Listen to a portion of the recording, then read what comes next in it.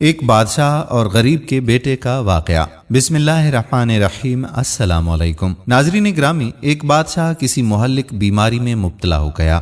کافی دن علاج کرانے کے باوجود جب اسے آرام نہ آیا تو طبیبوں نے صلاح مشورہ کر کے کہا کہ اس بیماری کا علاج صرف انسان کے پتے سے کیا جا سکتا ہے، اور وہ بھی ایسے انسان کے پتے سے جس میں یہ خاص نشانیاں ہوں۔ یہ کہہ کر حکیموں نے وہ نشانیاں بتائیں اور بادشاہ نے حکم دیا کہ شاہی پیادے سارے ملک میں پھر کر تلاش کریں اور جس شخص میں یہ نشانیاں ہوں اسے لے آئیں۔ پیادوں نے فوراً تلاش شروع کر دی۔ خدا کا کرنا کیا ہوا کہ وہ ساری نشانیاں ایک غریب کسان کے بیٹے میں مل گئیں۔ پیادے نے کسان کو ساری بات بتائی کہ بادشاہ کے علاج کے لیے تیرے بیٹے کے پتے کی ضرورت ہے، اسے ہمارے ساتھ بھیج دے اور اس کے بدلے جتنا چاہے روپیہ لے لے۔ کسان بہت غریب تھا، ڈھیر سارا روپیہ ملنے کی بات سن کر وہ اس بات پر آمادہ ہو گیا کہ سپاہی اس کے بیٹے کو لے جائیں۔ چنانچہ وہ اسے بادشاہ کے پاس لے آئے۔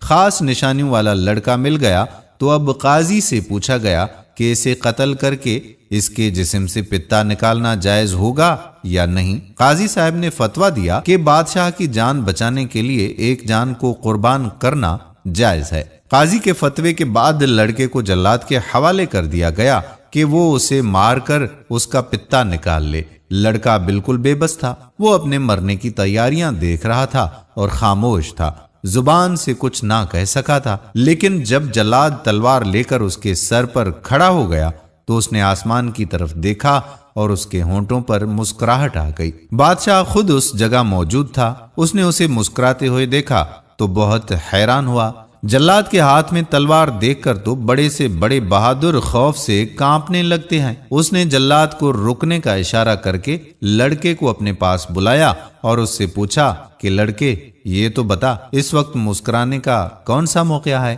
لڑکے نے فوراً جواب دیا کہ حضور والا، دنیا میں انسان کا سب سے بڑا سہارا اس کے ماں باپ ہوتے ہیں، لیکن میں نے دیکھا کہ میرے ماں باپ نے روپیوں کی لالچ میں مجھے حضور کے سپرد کر دیا۔ ماں باپ کے بعد دوسرا سہارا انصاف کرنے والے قاضی اور بادشاہ کا ہوتا ہے کہ اگر کوئی ظالم کسی کو ستائے تو وہ اسے روکیں، لیکن قاضی اور بادشاہ نے بھی میرے ساتھ انصاف نہ کیا۔ اب میرا آخری سہارا خدا کی ذات تھی اور میں دیکھ رہا تھا کہ جلاد ننگی تلوار لے کر میرے سر پر پہنچ گیا اور خدا کا انصاف بھی ظاہر نہیں ہو رہا ہے۔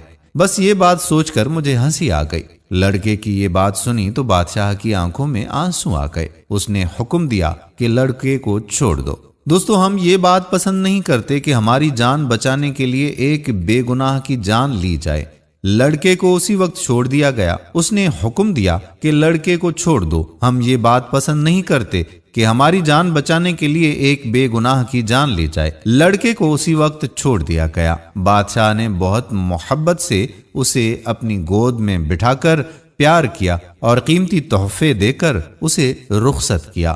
کہتے ہیں کہ اسی وقت سے بادشاہ کی بیماری گھٹنا شروع ہو گئی اور چند ہی دن میں وہ بالکل تندرست ہو گیا۔ تو دوستو، یہ خدا کی قدرت ہوتی ہے۔ اللہ تعالی ہمیں حق پرست بنائے۔ آنے والی ویڈیو تک آپ کا میزبان قادر کلہوڑو آپ سے اجازت چاہتا ہے۔ اپنی دعاؤں میں یاد رکھیے گا۔ اللہ حافظ۔